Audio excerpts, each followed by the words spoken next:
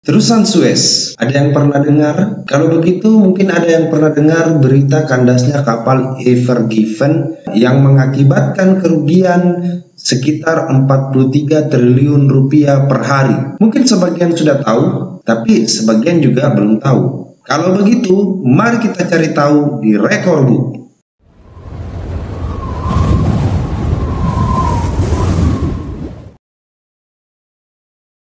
Jika kalian nonton video sebelumnya, kalian pasti tahu apa itu terusan. Jika belum, silakan cek di link di atas.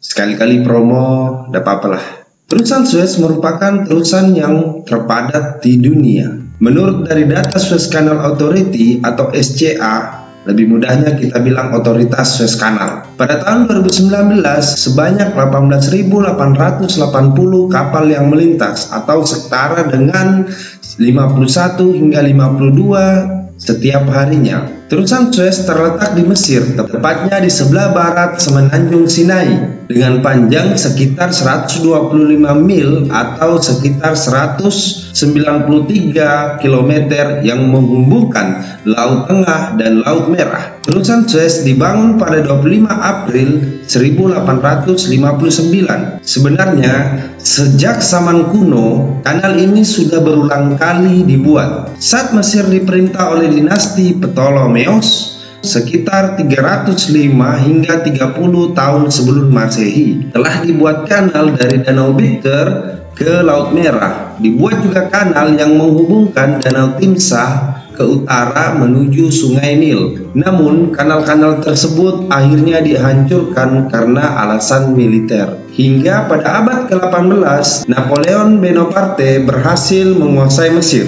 Ia dan para ilmuwan lainnya mengkaji sisa-sisa peradaban Mesir kuno, termasuk piramida dan sisa-sisa pembangunan kanal. Akhirnya pada tahun 1830, seorang insinyur dan penjelajah Prancis yang bernama Ferdinand de Bellefonds mengatakan bahwa Laut Merah dan Laut Tengah mempunyai ketinggian yang sama setelah melakukan survei ke Isthmus of Suez, yaitu sebidang tanah yang terletak antara Laut Merah dan Laut Mediterania yang merupakan batas benua Afrika dan benua Asia. Padahal sebelumnya banyak orang yang meyakini ketinggian air Laut Merah dan Laut Tengah itu berbeda. Berlanjut ke tahun 1854, setelah kekuatan Prancis tidak lagi berkuasa di Mesir.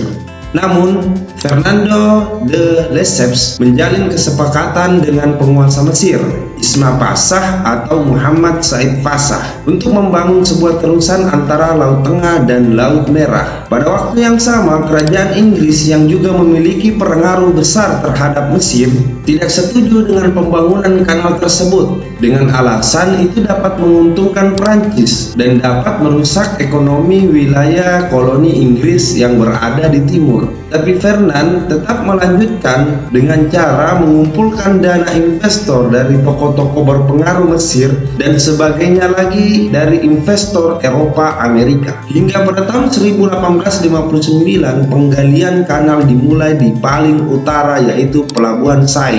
Karena kesulitan mencari tenaga kerja, akhirnya gubernur Mesir diharuskan mencari 20.000 orang pekerja paksa dari petani lokal. Diketahui ada sekitar 1,5 juta orang pekerja paksa menggali kanal secara manual. Mereka hidup dengan fasilitas seadanya, bahkan ada yang tidak mendapatkan tempat tidur. Karena beratnya beban kerja, cuaca panas, dan penyakit menular seperti kolera, ribuan pekerja meninggal dunia. Akibatnya, gubernur Mesir harus menarik semua pekerjanya, dan pembangunan pun terhenti pada tahun 1864, 5 tahun setelah pengerjaan dimulai. Ferdinand de Lesseps akhirnya mendatangkan mesin penguruk bertenaga uap dan batu bara. Meskipun harus mengeluarkan biaya banyak, tapi dalam 2 tahun terakhir proyek pun semakin pesat dan akhirnya selesai di tahun 1869 dengan memakan total waktu 10 tahun. Pada tanggal 17 November 1869 akhirnya terusan Suez selesai dan dibuka secara resmi. Kapal yacht milik Ratu Prancis pada masa itu melintas untuk pertama kali. Tetapi menurut HMS Newport, kapal Angkatan Laut Inggris lah yang pertama kali melintas di terusan Suez saat pertama kali dibuka. Dengan adanya terusan Suez tersebut, banyak perekonomian negara-negara di Asia meningkat karena kapal-kapal dari Eropa tidak harus mengelilingi pesisir barat Afrika jika harus pergi ke Asia. Perjalanan pun semakin cepat dan biaya operasional pun lebih sedikit. Cukup sekian dari saya. Jika ada kekurangan dan ada yang ingin ditambahkan, silahkan komen di bawah ini. Semoga bermanfaat. Sampai jumpa di Record Book selanjutnya.